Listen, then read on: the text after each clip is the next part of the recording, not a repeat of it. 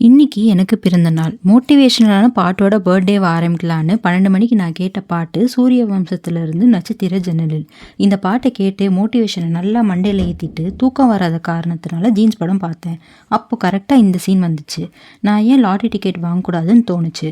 பின் குறிப்பு: கனடால lottery ticket வாங்குறது லீகலு. நான் எப்பவும் லாட்டரி டிக்கெட் வாங்க மாட்டேன். பர்த்டே அதுவுமா லக்ல அடிக்குதான்னு எக்ஸ்பெரிமெண்ட் பண்றதுக்காக வாங்கினேன். ஆஃப்டர்நூனுக்கு ஏதாவது செம்மையா ஆர்டர் பண்ணி சாப்பிடலான்னு ஆர்டரை தட்டி விட்டேன். நம்ம ஆர்டருக்கு 2 குலாப் ஜாமுன் ஃப்ரீயாக தந்தாங்க. ஆர்டரில் ஒரு சிறிய கன்ஃபியூஷன். கடைக்காரங்க பேபிகார்ன் 65க்கு பதிலாக வேறு ஏதோ ஒன்று அமுச்சிட்டாங்க. இது எந்த ஆங்கிளில் பார்த்தாலும் 65 மாதிரியே தெரியல.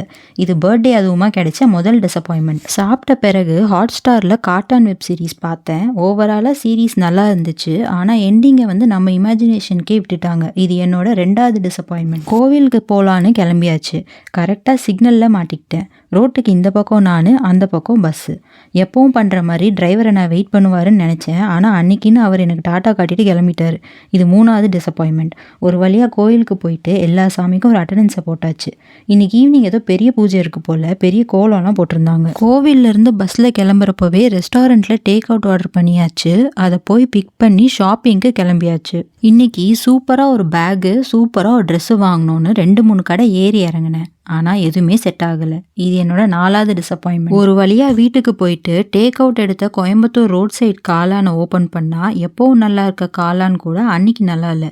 இது டிசப்பாயின்மெண்ட் நம்பர் 5. ஸ்னெயில் 96ஓட ஒரு எசன்ஸ் ஒன்று வாங்கினேன். அது ரொம்ப கம்மியான விலையிலேயே எனக்கு கிளியரன்ஸில் கிடச்சிச்சு. ஃப்ரெண்டு ஒருத்தவங்க பர்ஸு, செயின் எல்லாம் கிஃப்டாக ப்ரெசென்ட் பண்ணாங்க. ரொம்ப ஹாப்பியாக இருந்துச்சு.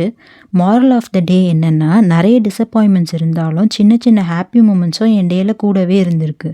2த்தையுமே ட்ரெஷர் பண்ணணும்.